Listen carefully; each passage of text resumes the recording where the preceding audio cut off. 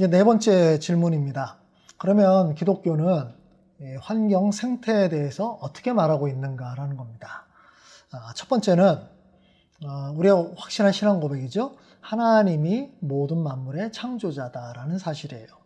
즉 이거는 뭘 얘기하냐면 하나님이 자연 모든 것들의 주인이라는 얘기죠. 시편 24편 1절에 그렇게 얘기하죠. 땅과 거기 충만한 것과 그 중에 거하는 자가 다 여호와의 것이로다. 하나님은 피조물과 동일시될 수는 없습니다. 그런 측면에서 기독교는 범신론이 아니죠. 하나님은 분명히 초월적인 창조자시고 세상은 피조물에 불과할 겁니다. 그래서 이제 현대 환경운동 중에서 자연을 신처럼 생각하는 이 환경운동이 있거든요. 이거는 기독교 사상과 맞지 않는 겁니다. 환경을 보존하고 잘 관리한다는 것은 맞지만 환경을 어떻게 인식하는 것은 분명히 다른 문제입니다. 두 번째는 하나님이 창조하신 모든 것은 선하다. 이게 이제 기독교 신학의 두 번째 생각입니다. 하나님께서 천지를 창조하시면서 계속해서 추임새를 넣었다 그랬죠. 보시기에 좋았더라. 참 좋네. 멋있네. 아름답네. 이런 측면에서 하나님께서 정말 좋게 만들었다? 그럼 우리도 그렇게 생각을 하면 되는 거예요. 그래서 앞에서도 말씀드렸듯이 영혼과 물질의 이분법은 기독교 신앙에서 자리 잡을 수가 없습니다. 영혼이 중요한 것처럼 이 세상에 있는 모든 물질적인 것들도 중요하기 때문에요. 그래서 하나님께서 창조하신 것들은 다 나름대로 존재의 의미가 있어요. 하나님께서 쓸데없이 만들지는 않았을 거란 말이에요. 때로는 우리가 이게 존재의 의미가 뭘까? 잘 이해하지 못하고 아직 파악하지 못하는 게 있을지 모르겠지만 하나님께서 아름답게 창조하신 것이라면 그것이 왜곡되지 않는 한 다 의미가 있다고 생각을 해야 되는 거죠. 자, 세 번째는 인간은 창조 질서의 일부이기도 하지만 창조물 중에서 가장 뛰어난 존재이기도 하다라는 거예요. 사람은 다른 피조물과 마찬가지로 피조물이죠. 그렇죠? 그런 면에서 다른 존재와 동일합니다. 그렇다고 해서 인간의 다른 존재와 완전히 동일한 것은 아닙니다.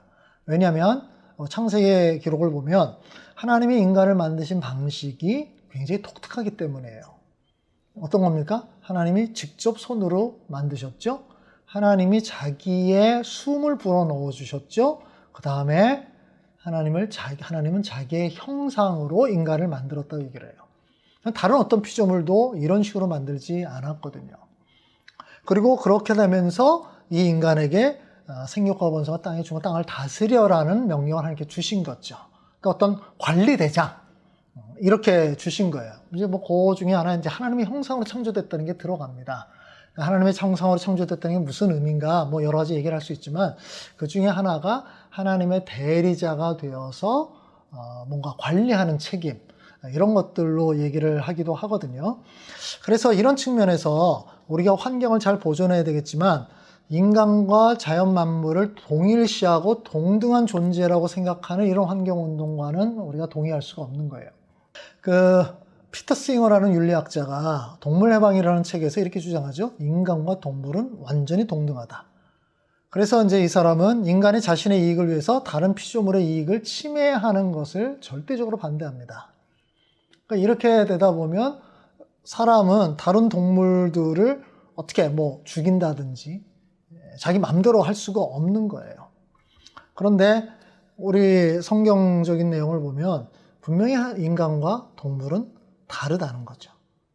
다르다. 그리고 인간에게 동물들을 잘 다스리고 관리하는 책임을 주셨고, 이제 또 더 다른 게로 넘어가게 되면 이것이 이제 생존을 위한 이 먹이사슬하고도 연결이 됩니다. 이게 네 번째 연결이 되는데, 인간은 하나님으로부터 창조물들을 관리할 책임을 받았습니다. 시편 115편 16절을 보면 이렇게 얘기를 해요. 하늘은 하나님 여호와의 것이로도 땅은 인생이 주셨도다. 이게 창세기 1장 28절, 2장 15절에 있는 말씀을 다시 또 표현하는 건데요. 그래서 세상의 것들을 관리할 책임을 준 거죠. 근데 관리에는 아까 지난번에 얘기했듯이 2장 15절, 창세기 2장 15절에 경작하고, 즉 인간이 필요한 것들을 먹을 수 있는 권리도 줬단 말이에요. 그러면서 또 잘 관리하도록 책임을 준 거죠. 이 두 가지가 같이 존재하는 겁니다. 그래서 피조물을 관리할 책임 속에는 인간의 생존을 위해서 피조물을 먹는 것 포함이 되죠. 이거를 하나님께서 제정하신 먹이사슬이라고 보시면 되는 거죠. 먹이사슬이 있어요. 뭐 이 지구상의 모든 생명체가 다 먹이사슬이 있는 거잖아요. 그러니까 그거는 존재를 위해서 필요한 부분들인 거죠. 그런 측면에서 인간은 다른 피조물에게 의존한 존재죠. 그러나 이 생존을 위한 이용 권리가 과도한 사용이나 무자비한 사료까지 정당화하는 것은 아닐 겁니다. 그래서 우리가 관리를 한다면서 요즘 이제 많이 문제가 나죠. 동물원에 동물을 가둬두는 게 합당한 사용이냐. 요즘은 거기에 대해서 거의 부정적입니다. 그 다음에 뭐 예전에 그다음에 닭싸움 시키는 거, 투개, 공연용 동물, 뭐 코끼리를 훈련시켜서 공연하게 하고 돌고래 훈련시키고 이런 것들은 이거는 인간의 생존과 별로 상관이 없죠. 그냥 오락을 위해서 동물들을 어떤 면에서는 학대하는 거라고 볼 수가 있어요. 그래서 이거는 기독교 신학에서 별로 지지하고 있는 것은 아니죠.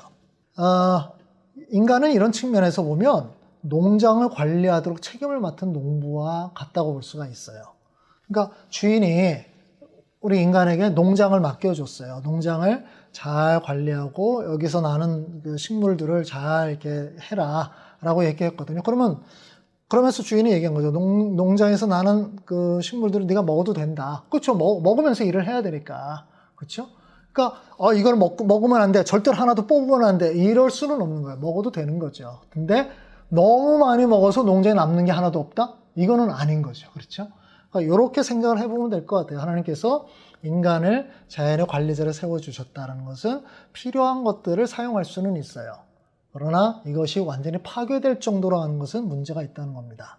마지막 5번째는 하나님은 피조물들을 서로 깊이 관련이 있는 존재로 창조하셨다는 겁니다.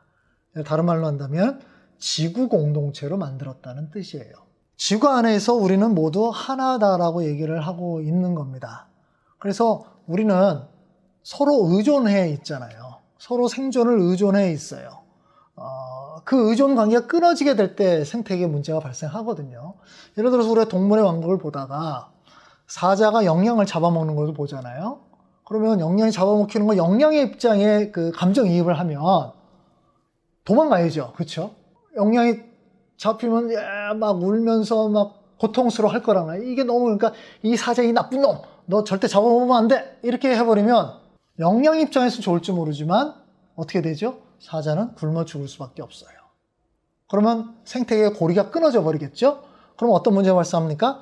영양의 개체수가 너무 많아져 버리죠? 그럼 영양이 또 먹는 게 뭔가 풀을 먹는다? 풀이 너무 많이 초토화돼 버립니다. 생태계가 깨지는 게 이런 문제라는 거예요.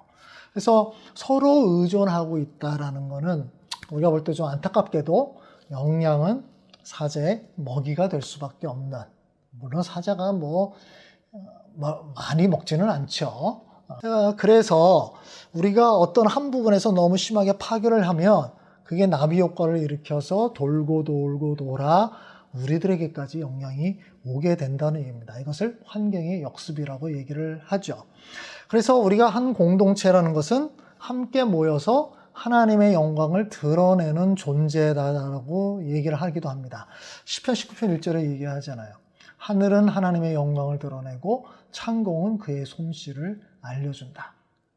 그러니까 우리 지구 공동체 전체가 함께 모여서 하나님께 영광을 돌린다는 거예요. 이런 측면에서 균형은 굉장히 중요한 겁니다.